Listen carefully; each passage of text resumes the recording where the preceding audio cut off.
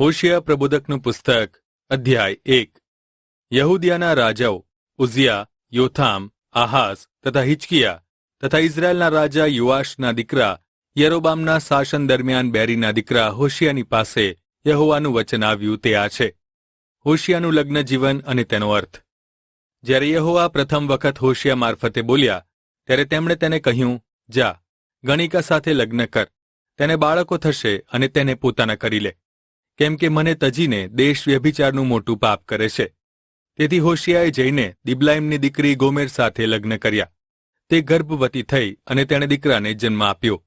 યહોવાએ હોશિયાને કહ્યું, તેનું નામ યિઝરેલ રાખ, કેમ કે થોડા જ સમયમાં યિઝરેલના લોહીના બદલા માટે હું યેહૂના કુટુંબનો નાશ કરીશ. હું ઇઝરાયેલના રાજ્યોનો અંત લાવીશ. તે દિવસે એવું થશે કે હું ઇઝરાયેલનું ધનુષ્ય યિઝરેલની ખીણમાં ભાંગી નાખીશ. ગોમેર ફરીથી ગર્ભવતી થઈ અને દીકરીને જન્મ આપ્યો.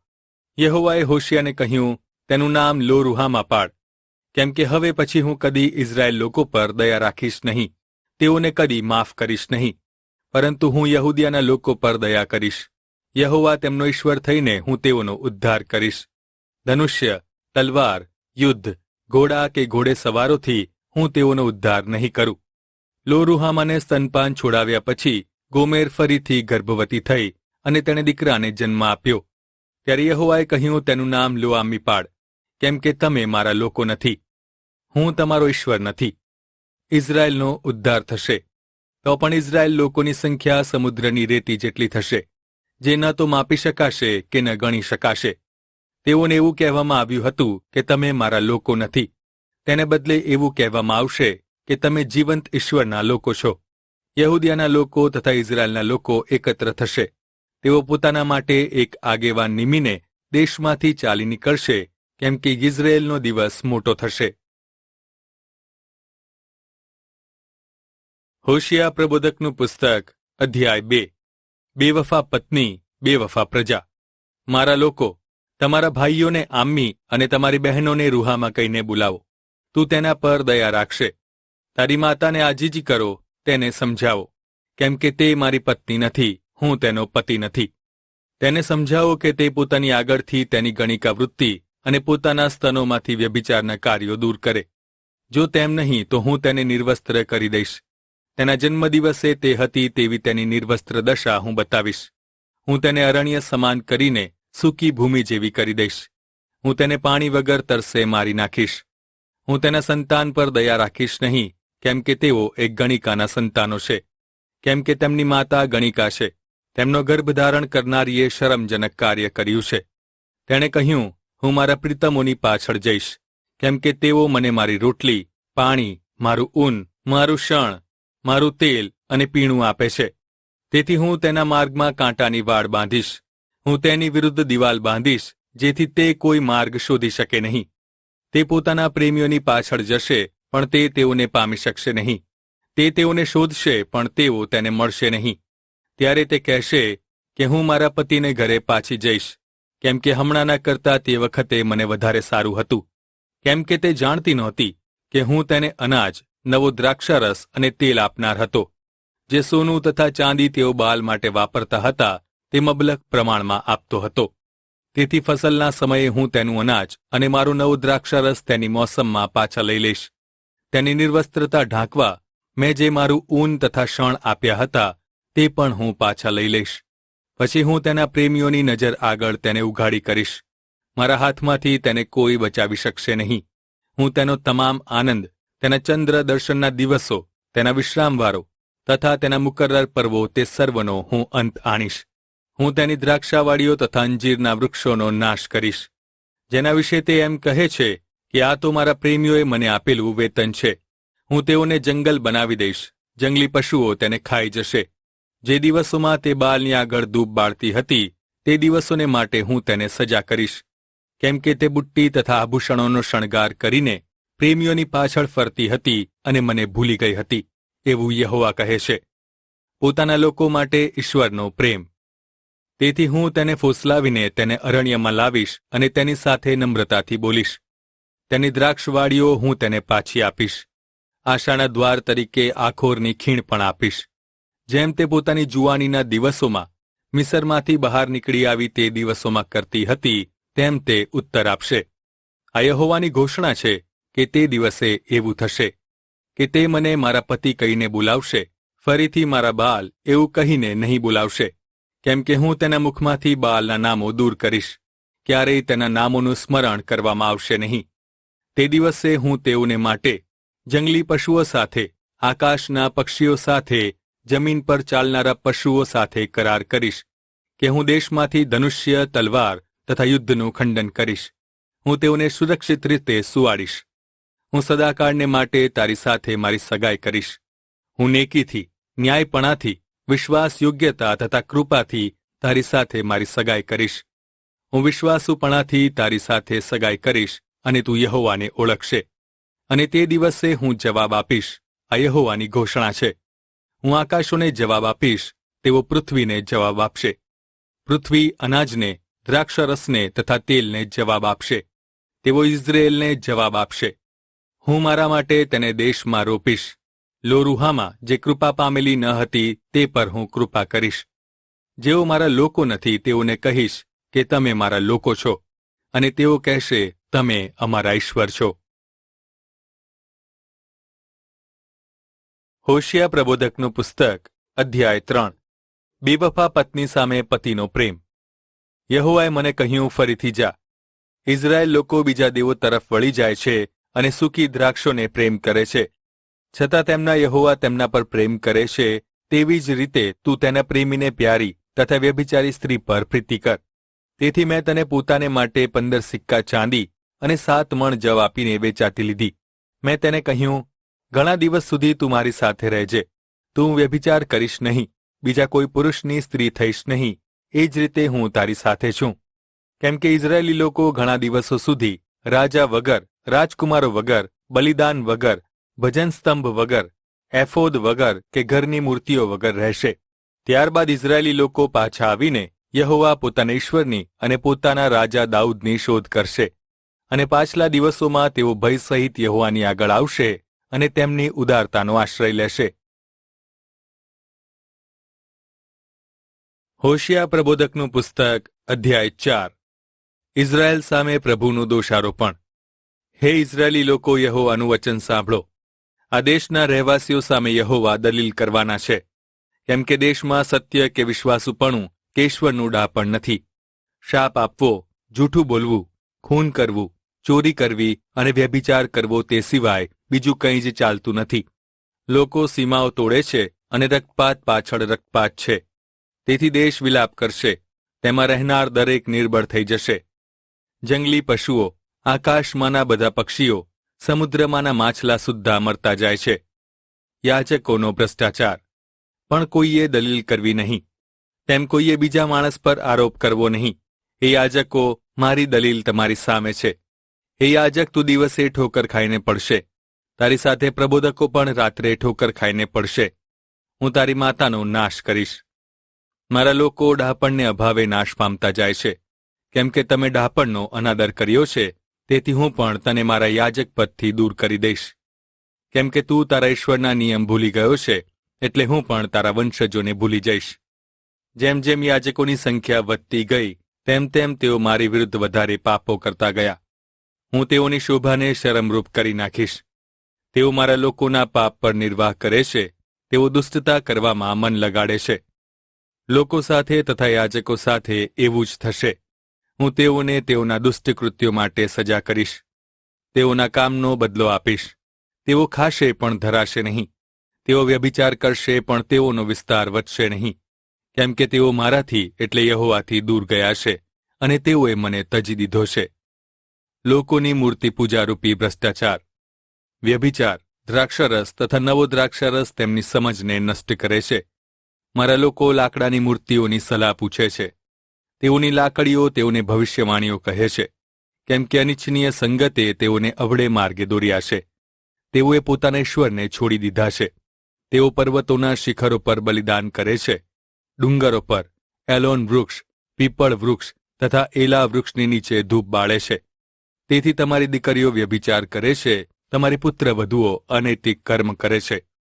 જ્યારે તમારી દીકરીઓ વ્યભિચાર કરશે, કે તમારે પુત્ર વધુઓ અનૈતિક કર્મ કરશે ત્યારે હું તેઓને શિક્ષા કરીશ નહીં, કેમ કે પુરુષો પોતે જ ગણિકાઓ સાથે વ્યવહાર રાખે છે, દેવદાસીઓની સાથે મંદિરમાં યજ્ઞો કરે છે. આ રીતે જે લોકો સમજતા નથી તેઓનો વિનાશ થશે.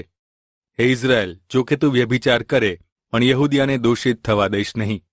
તમે લોકો ગિલગાલ જશો નહીં, બેથ આવેન પર ચડશો નહીં અને જીવતા યહોવાના સમ ખાશો નહીં. કેમ કે ઇઝરાયલ અડિયલે વાછડીની જેમ હઠીલાઈ કરી છે, પણ લીલા બીડમાં હલવાનની જેમ યહોવા તેઓને ચારશે. એફ્રાઈમે મૂર્તિઓ સાથે સંબંધ જોડ્યો છે, તેને રહેવા દો. મદ્યપાન કરી રહ્યા પછી તેઓ વ્યભિચાર કરવાનું ચાલુ રાખે છે. તેના અધિકારીઓ મોહમાં અંધ થઈ ગયા છે. પવને તેને પોતાની પાંખોમાં વીંટી દીધી છે. તેઓ પોતાના બલિદાનોને કારણે શરમાશે. હોશિયા પ્રબોધકનું પુસ્તક અધ્યાય 5. હે યાજકો, તમે આ સાંભળો. હે ઇઝરાયેલ લોકો, ધ્યાન આપો. હે રાજકુટુંબ, તું સાંભળ, કેમ કે તમારી વિરુદ્ધ ચુકાદો આવી રહ્યો છે. મિસ્પામાં તમે ફાંદારૂપ બન્યા હતા, તાબોર પર ઝાડની જેમ પ્રસરેલા છો. બંડખોરો ભ્રષ્ટાચારમાં નિમગ્ન થયા છે, પણ હું તમને સર્વને શિક્ષા કરનાર છું. હું એફ્રાઈમને ઓળખું છું, ઇઝરાયેલ મારાથી છુપાયેલું નથી. કેમ કે હે એફ્રાઈમ, તું તો ગણિકાના જેવું છે. ઇઝરાયેલ અપવિત્ર છે. મૂર્તિ પૂજા સામે હોશિયાની ચેતવણી. તેમના કામો તેમને પોતાના ઈશ્વર તરફ પાછા ફરતા રોકશે. કેમ કે તેઓમાં વ્યભિચારનો આત્મા છે, તેઓ યહોવાને જાણતા નથી. ઇઝરાયેલનો ગર્વ તેની વિરુદ્ધ સાક્ષી આપે છે. ઇઝરાયેલ તથા એફ્રાઈમ પોતાના અપરાધમાં ઠોકર ખાશે. યહૂદિયા પણ તેમની સાથે ઠોકર ખાશે. તેઓ યહોવાની શોધ કરવા પોતાનું ટોળું તથા જાનવર લઈને જશે, પણ તે તેઓને મળશે નહીં, કેમ કે તે તેઓની પાસેથી જતા રહ્યા છે. તેઓ યહોવાને અવિશ્વાસુ થયા, કેમ કે તેઓએ બીજા કોઈના સંતાનોને જન્મ આપ્યો છે. હવે ચંદ્રદર્શનનો દિવસ તેઓનો તેમના વતન સહિત નાશ કરશે. યહૂદિયા અને ઇઝરાયેલ વચ્ચે યુદ્ધ. ગિબિયામાં શિંગ તથા રામામાં રણશિંગડું વગાડો. બેથ આવેનમાં ભયસૂચક વગાડો. એ બિન્યામીન, અમે તારી પાછળ છીએ. શિક્ષાના દિવસે એફ્રાઈમ વેરાન થઈ જશે. જે નિશ્ચય થવાનું જ છે તે મેં ઇઝરાયેલના કુળોને જાહેર કર્યું છે. યહૂદિયાના આગેવાનો સરહદના પથ્થર ખસેડનારના જેવા છે. હું મારો ક્રોધ પાણીની જેમ તેઓના પર રેડીશ. એફ્રાઈમ કચડાઈ ગયો છે, તે ન્યાયની રૂએ કચડાઈ ગયો છે, કેમ કે તે મૂર્તિઓની પાછળ ચાલવા રાજી હતો. તેથી હું એફ્રાઈમને ઉદય સમાન, યહૂદિયાના લોકોને સડારૂપ છું. જ્યારે એફ્રાઈમે પોતાની બીમારી જોઈ અને યહૂદિયાએ પોતાનો ઘા જોયો, ત્યારે એફ્રાઈમ આશુરની પાસે ગયો અને મોટા રાજા યારેબની પાસે સંદેશાવાહક મોકલ્યો. પણ તે તમને સાજા કરી શકે એમ નથી, કે તમારા ઘા રૂજાવી શકે એમ નથી. કેમ કે હું એફ્રાઈમ પ્રત્યે સિંહની જેમ, યહૂદિયાના લોકો પ્રત્યે જુવાન સિંહ જેવો થઈશ. હું જ તેઓને ફાડી નાખીને જતો રહીશ. હું તેમને પકડી લઈ જઈશ. તેઓની રક્ષા કરનાર કોઈ હશે નહીં. તેઓ પોતાનો અપરાધ કબૂલ કરીને મારું મુખ શોધશે. પોતાના દુઃખના સમયે તેઓ મને આતુરતાથી શોધશે, ત્યારે હું મારે સ્થાને પાછો જઈશ. હોશિયા પ્રબોધકનું પુસ્તક અધ્યાય 6. પ્રજાનો પોકળ પશ્ચાતાપ. આવો, આપણે યહોવાની પાસે પાછા જઈએ, કેમ કે તેમણે આપણને ચીરી નાખ્યા છે, તેઓ જ આપણને સાજા કરશે. તેમણે આપણને ઘા કર્યા છે, તેઓ જ આપણને પાટો બાંધશે. 2 દિવસ પછી તેઓ આપણને સચેત કરશે. 3જે દિવસે તેઓ આપણને ઉઠાડશે. આપણે તેમની આગળ જીવતા રહીશું. ચાલો, આપણે યહોવાને જાણીએ, યહોવાને ઓળખવાને ખંતથી મહેનત કરીએ. તેમનું આવવું ઉગતા સૂરજની જેમ નિશ્ચિત છે. તે વરસાદની જેમ વસંત ઋતુમાં પૃથ્વીને સિંચનાર છેલ્લા વરસાદની જેમ આવશે. હે એફ્રાઈમ, હું તને શું કરું? હે યહૂદિયા, હું તને શું કરું? તારી વિશ્વસનીયતા સવારના વાદળ જેવી છે, ઝડપથી ઉડી જનાર ઝાકળ જેવી છે. માટે મેં તેઓને પ્રબોધકો દ્વારા કતલ કર્યા છે. મેં મારા મુખના વચનોથી તેઓનો સંહાર કર્યો છે. મારા ન્યાય ચુકાદા પ્રગટતા અજવાળારૂપ છે. કેમ કે હું વિશ્વાસુપણું ચાહું છું અને બલિદાન નહીં. દહન્યાર્પણો કરતા ઈશ્વરનું ડાપણ ચાહું છું. તેઓએ આદમની જેમ મારા કરારનું ઉલ્લંઘન કર્યું છે. તેઓ મારી સાથે અવિશ્વાસુ રહ્યા છે. ગિલિયાદ દુષ્કર્મીઓનું નગર છે, રક્તના નિશાનથી ભરેલું છે. જેમ લૂંટારાઓના ટોળા કોઈની રાહ જુએ છે, તેમ યાજકોનું ટોળું શખેમના રસ્તા પર લોકોનું ખૂન કરે છે. તેઓએ શરમજનક અપરાધો કર્યા છે. ઇઝરાયેલ લોકોમાં મેં ભયાનક બાબત જોઈ છે. ત્યાં એફ્રાઈમમાં વ્યભિચાર જોવા મળ્યો છે. ઇઝરાયેલ ભ્રષ્ટ થયો છે. હે યહૂદિયા, જ્યારે હું મારા લોકોને ગુલામગીરીમાંથી પાછા લાવીશ ત્યારે તારા માટે કાપણી ઠરાવેલી છે. હોશિયા પ્રબોધકનું પુસ્તક અધ્યાય 7.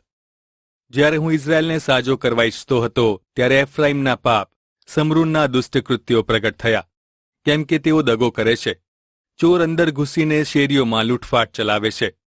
તેઓ પોતાના મનમાં વિચાર કરતા જ નથી કે તેઓના સર્વ દુષ્ટ કાર્યો મારા સ્મરણમાં છે.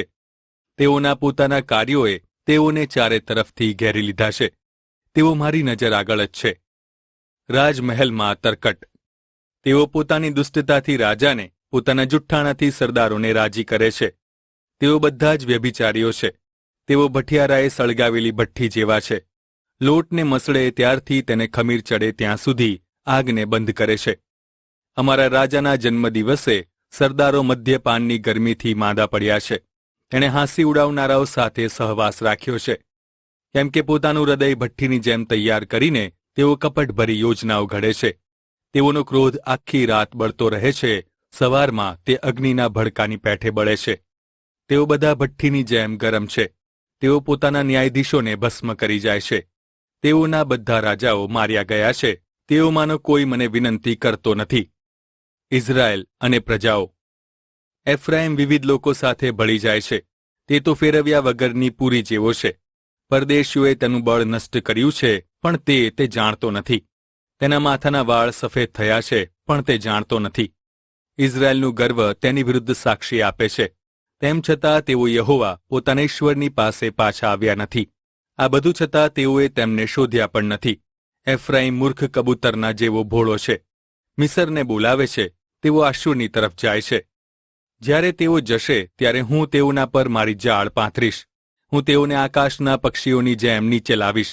તેઓની જમાતને કહી સંભળાવ્યું તે પ્રમાણે હું તેઓને સજા કરીશ. તેઓને અફસોસ, કેમ કે તેઓ મારી પાસેથી ભટકી ગયા છે. તેઓનો નાશ થાવ. તેઓએ મારી વિરુદ્ધ બંડ કર્યું છે. હું તેઓને બચાવવા ઈચ્છતો હતો, પણ તેઓએ મારી વિરુદ્ધ જુઠ્ઠી વાતો કરી છે. તેઓ પોતાના હૃદયથી મને પુકારતા નથી, પણ તેઓ પથારીમાં પડ્યા વિલાપ કરે છે. તેઓ અનાજ અને દ્રાક્ષારસ મેળવવા પોતાના પર પ્રહાર કરે છે. તેઓ મારાથી પાછા ફરે છે. મેં તેઓના હાથોને તાલીમ આપીને બળવાન કર્યા છે, છતાં પણ તેઓ મારી વિરુદ્ધ ઈજા કરવાની યોજના કરે છે. તેઓ પાછા આવે છે, પણ તેઓ મારી તરફ એટલે આકાશવાસી તરફ પાછા ફરતા નથી. તેઓ નિશાન ચૂકી જનાર ધનુષ્ય જેવા છે. તેઓના સરદારો પોતાની તોછડી જીભને કારણે તલવારથી નાશ પામશે. આ કારણે મિસર દેશમાં તેઓની મશ્કરી થશે. હોશિયા પ્રબોધકનું પુસ્તક અધ્યાય 8. મૂર્તિપૂજા માટે ઇઝરાયેલને ચેતવણી. રણશીંગડું તારા મુખમાં મૂક. તેઓ ગરુડની જેમ યહોવાના લોકોની સામે આવે છે. કેમ કે તેઓએ મારા કરારનો ભંગ કર્યો છે. મારા નિયમ વિરુદ્ધ બંડ કર્યું છે. તેઓ મને હાંક મારીને કહેશે કે હે ઇઝરાયેલના ઈશ્વર, અમે તમને જાણીએ છીએ. પણ જે સારું છે તેનો ઇઝરાયેલે ત્યાગ કર્યો છે. શત્રુ તેની પાછળ પડશે. તેઓએ રાજાઓ નિમ્યા છે, પણ મારી સંમતિથી નહીં. તેઓએ સરદારો ઠરાવ્યા છે, પણ હું તે જાણતો ન હતો. તેઓએ પોતાના માટે સોના ચાંદીની મૂર્તિઓ બનાવી છે, પણ મારી મદદ તેઓને મળી શકે તેમ નથી. પ્રબોધક કહે છે, હે સમરૂન, યહોવાએ તારા વાછરડાને ફેંકી દીધો છે. યહોવા કહે છે કે મારો કોપ તેઓની વિરુદ્ધ સળગી ઉઠ્યો છે. કેમ કે તેઓને નિર્દોષ થતા સુધી કેટલો સમય લાગશે. કેમ કે એ પણ ઇઝરાયેલથી થયું છે. કારીગરે તે બનાવ્યું છે. તેઓ ઈશ્વર નથી. સમરૂનના વાછરડાના ટુકડે ટુકડા કરવામાં આવશે. કેમ કે લોકો પવન વાવે છે અને વંટોળીઓ લણશે. તેના કણસલામાંથી અનાજ નહીં મળે. તેની ઉપજમાંથી લોટ નીકળશે નહીં. જો કદાચ તેમાંથી કંઈ નીકળશે તો વિદેશીઓ તેનો નાશ કરશે. ઇઝરાયેલ ગરક થઈ ગયું છે. વિદેશીઓમાં આજે તેઓ અળખામણા વાસણ જેવા છે. કેમ કે એકલા રખડતા જંગલી ગધેડા જેવા તેઓ આશુરની પાસે દોડી ગયા. એફ્રાઈમે પૈસા આપીને પોતાના માટે પ્રીતમો રાખ્યા છે. જો કે તેઓ પ્રજાઓમાં પૈસા આપીને પ્રેમીઓ રાખે છે, તો પણ હું તેઓને ઠેકાણે લાવીશ, જેથી તેઓ થોડી વાર સુધી રાજાના સરદારોને અભિષેક કરવાનું બંધ કરે. કેમ કે એફ્રાઈમે વેદીઓ વધારીને પાપ વધાર્યા છે, પણ તે તો પાપ કરવાની વેદીઓ છે. મેં તેઓને માટે મારા નિયમમાં 10,000 વિધિઓ લખ્યા હોય, પણ તે તેઓના માટે વિચિત્ર લાગે છે. મને બલિદાન ચડાવતી વખતે તેઓ માંસનું બલિદાન કરે છે અને તે ખાય છે, પણ હું યહોવા તેઓને સ્વીકારતો નથી, અને હું તેઓના અપરાધ યાદ કરીશ અને તેઓના પાપની સજા કરીશ. તેઓને પાછા મિસર જવું પડશે. ઇઝરાયેલના લોકો પોતાના સર્જનહારને ભૂલી ગયા છે. તેઓએ મંદિરો બાંધ્યા છે.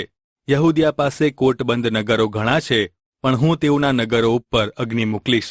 તે તેઓના કિલ્લાઓને ભસ્મ કરી નાખશે.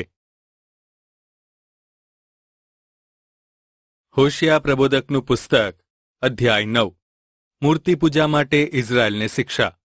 હે ઇઝરાયેલ, બીજા લોકોની જેમ આનંદ ન કર, કેમ કે તું તારા ઈશ્વરને ભૂલીને યહોવાને વિશ્વાસુ નથી રહ્યો. દરેક ખડીમાં તે વતન આપવા ચાહ્યું છે, પણ ખડીઓ તથા દ્રાક્ષકુંડો તેઓનું પોષણ કરશે નહીં.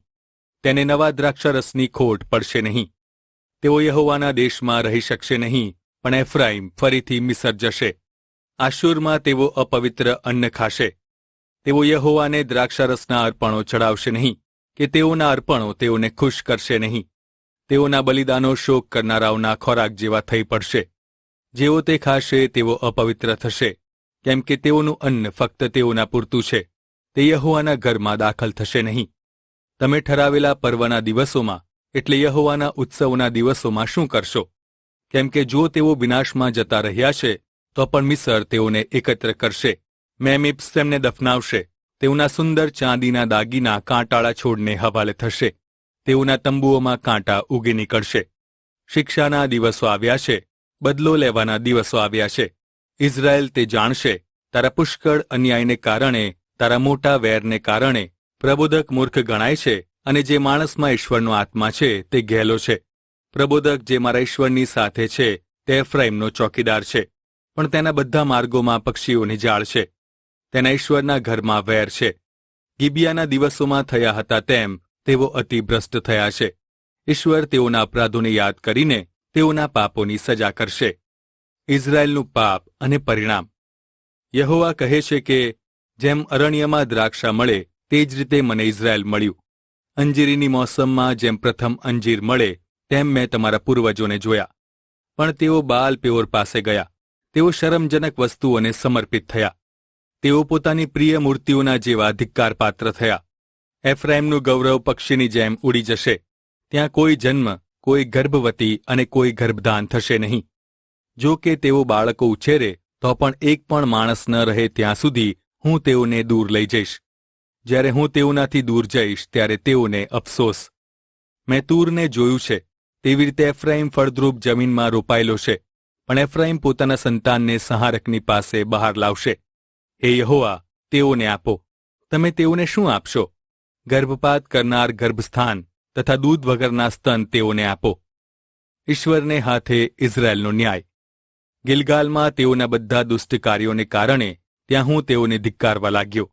તેઓના દુષ્કૃત્યોને કારણે હું તેઓને મારા ઘરમાંથી નસાડી મૂકીશ. હવે પછી હું તેઓના પર પ્રેમ નહીં રાખું. તેઓના બધા સરદારો બંડખોર છે. એફ્રાઈમ રોગગ્રસ્ત છે. તેનું મૂળ સુકાઈ ગયું છે અને તેમને ફળ આવશે નહીં. જો કે તેઓને સંતાન થાય તો પણ હું તેઓના વહાલા સંતાનોનો સંહાર કરીશ.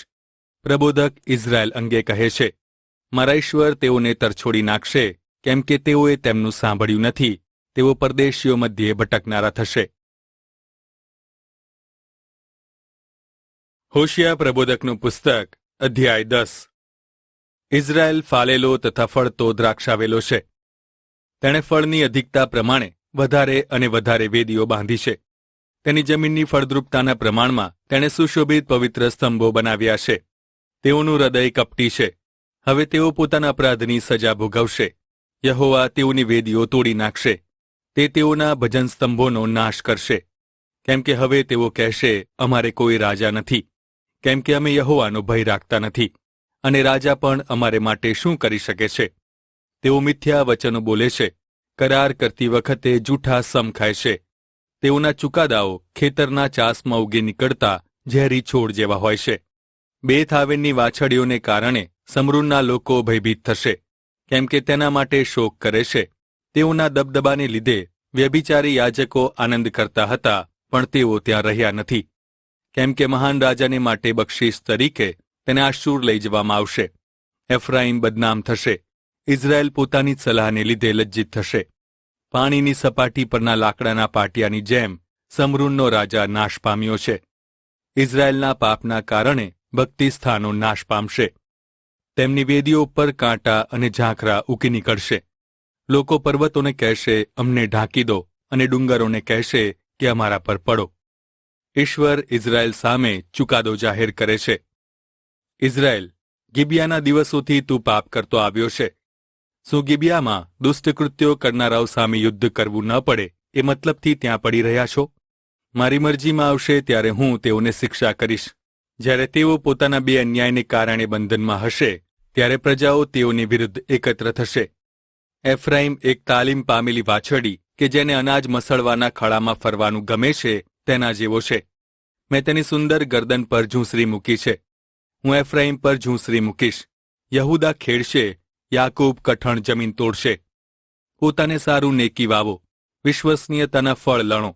તમારી પડતર જમીન ખેડો, કેમ કે તેઓ આવે અને તમારા પર નેકી વરસાવે ત્યાં સુધી યહોવાને શોધવાનો સમય છે. તમે દુષ્ટતા ખેડી છે, તમે અન્યાયના ફળની કાપણી કરી છે, તમે કપટના ફળ ખાધા છે, કેમ કે તેં તારી યોજનાઓ પર, તારા મોટા સૈન્ય પર ભરોસો રાખ્યો છે.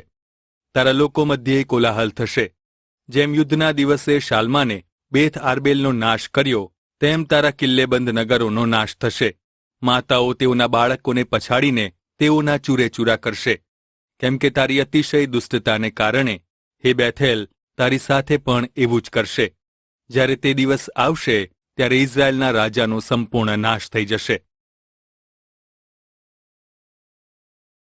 હોશિયા પ્રબોધકનું પુસ્તક, અધ્યાય 11. બળવાખોર પ્રજા સામે પ્રભુનો અનહદ પ્રેમ. ઇઝરાયલ બાળક હતો ત્યારે હું તેના પર પ્રેમ રાખતો હતો. મેં મારા દીકરાને મિસરમાંથી બોલાવ્યો હતો. જેમ જેમ તેઓને બોલાવ્યા તેમ તેમ તેઓ દૂર જતા રહ્યા. તેઓએ બાલને બલિદાનો આપ્યા, મૂર્તિઓની આગળ ધૂપ બાળ્યો. જો કે મેં એફ્રાઈમને ચાલતા શીખવ્યો. મેં તેઓને બાથમાં લીધા, પણ તેઓ જાણતા ન હતા કે તેઓની સંભાળ રાખનાર હું હતો. મેં તેઓને માનવીય બંધનોથી, પ્રેમની દોરીઓથી દોર્યા. હું તેઓના માટે તેઓની ગરદન પરની ઝૂંસરી ઉઠાવી લેનારના જેવો હતો. હું પોતે વાંકો વળ્યો અને મેં તેઓને ખવડાવ્યું. શું તે મિસર દેશમાં પાછો ફરશે નહીં? આશૂર તેઓના પર રાજ કરશે, કેમ કે તેઓએ મારી તરફ પાછા ફરવાનો ઇનકાર કર્યો છે. તેઓની પોતાની યોજનાઓને કારણે તલવાર તેઓના નગરો પર આવી પડશે. તેઓના નગરની ભાગળોનો નાશ કરશે. તે તેઓનો નાશ કરશે. મારા લોકોનું વલણ મારા વિમુખ થઈ ગયું છે. જો કે તેઓ આકાશવાસી ઈશ્વરને પુકાર કરશે, પણ કોઈ તેઓને માન આપશે નહીં. હે એફ્રાઈમ, હું શી રીતે તારો ત્યાગ કરું? હે ઇઝરાયલ, હું તને કેવી રીતે બીજાને સોંપી દઉં? હું શી રીતે તારા હાલ આદમાના જેવા કરું? હું શી રીતે સબોઈમની જેમ તારી સાથે વર્તું? મારું મન પાછું પડે છે. મારી બધી કરુણા પ્રબળ થાય છે. હું મારા ક્રોધના આવેશ મુજબ વર્તીશ નહીં. હું ફરીથી એફ્રાઈમનો નાશ કરીશ નહીં, કેમ કે હું ઈશ્વર છું, માણસ નથી. હું તારી વચ્ચે રહેનાર પરમ પવિત્ર ઈશ્વર છું. હું કોપાયમાન થઈને આવીશ નહીં. યહોવા સિંહની જેમ ગર્જના કરશે, તેઓ તેમની પાછળ ચાલશે. હા, તે ગર્જના કરશે અને લોકો પશ્ચિમથી ધ્રુજતા ધ્રુજતા આવશે. તેઓ મિસરમાંથી પક્ષીની જેમ, આશુરમાંથી કબૂતરની જેમ ધ્રુજારી સહિત આવશે. હું તેઓને ફરીથી તેઓના ઘરમાં વસાવીશ. આ યહોવાનું વચન છે. યહૂદિયા અને ઇઝરાયલને ઠપકો.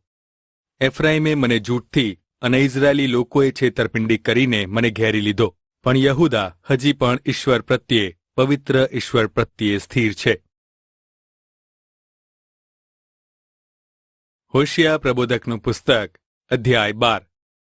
એફ્રાઈમ વાયુ પર નિર્વાહ કરે છે. પૂર્વના પવન પાછળ જાય છે.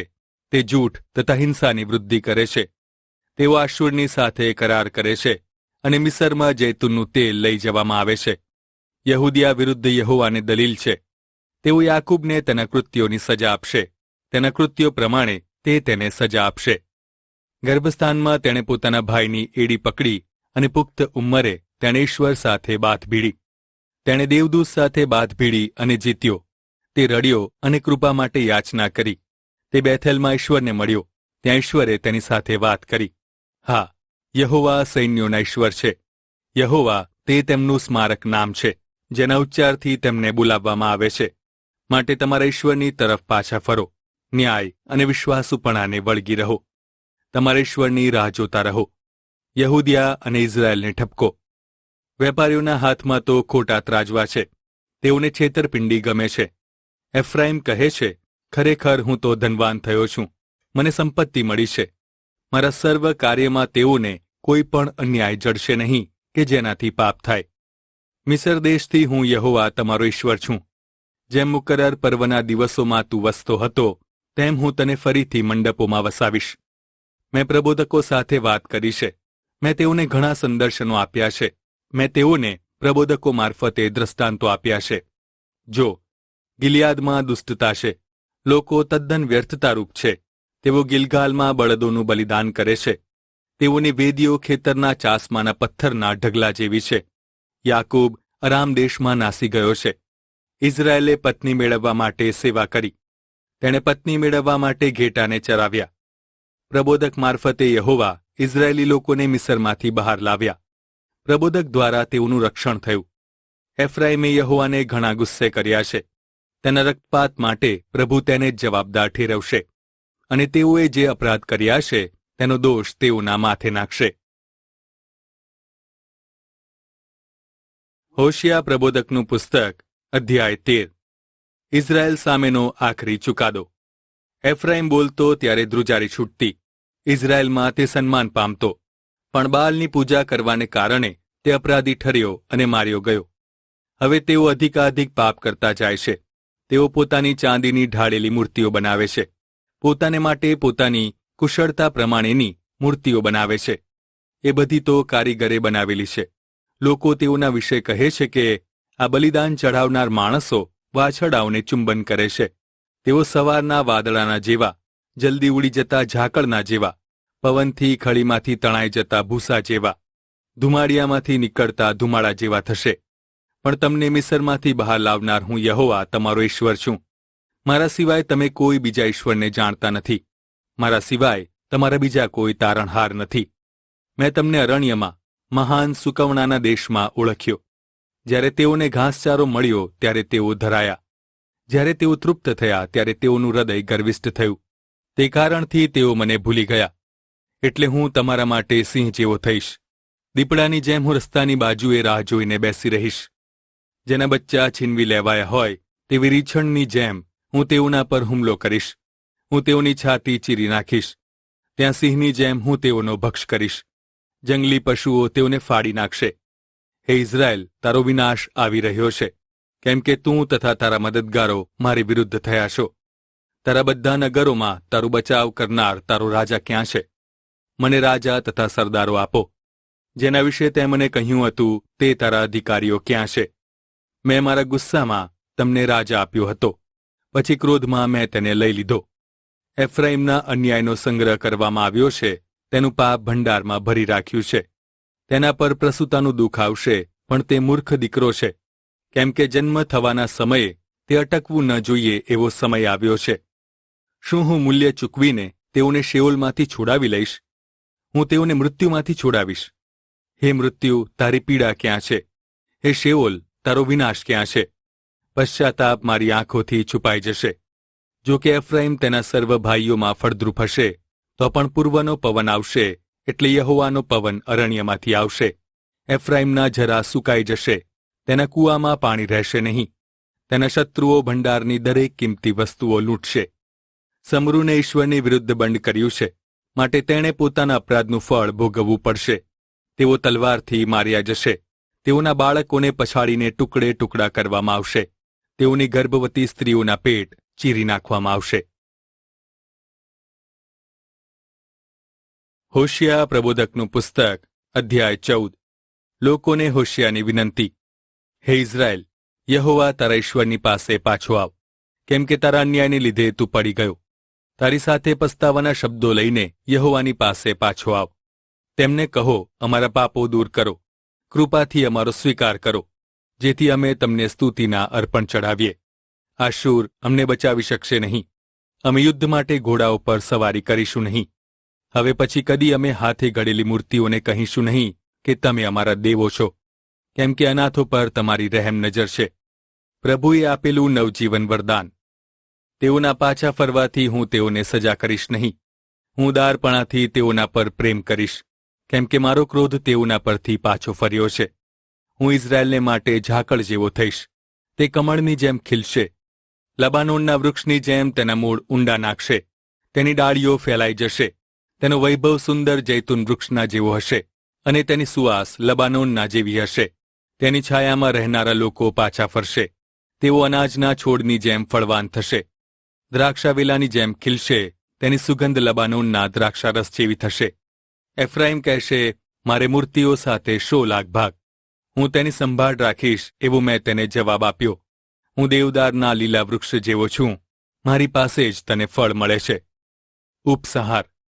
કોણ જ્ઞાની હશે કે તે આ બાબતોને સમજે? કોણ બુદ્ધિશાળી વ્યક્તિ હોય કે તેને આ બાબતનું જ્ઞાન થાય? કેમ કે યહોવાના માર્ગો સત્ય છે.